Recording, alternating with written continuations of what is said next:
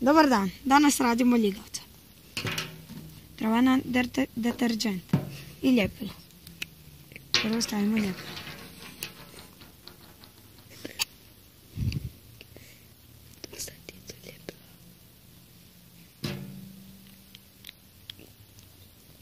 Evo pogledajte.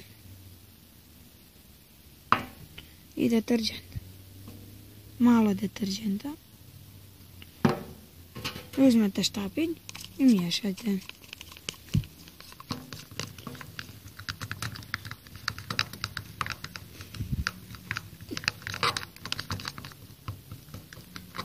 Treba nam još malo ljepila.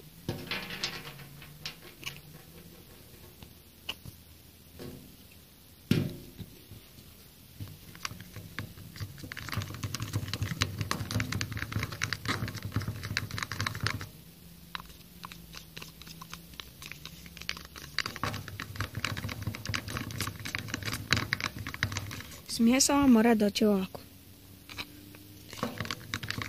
I miješajte dok vam ne dođe ljigavac. Ljigavac je gotov.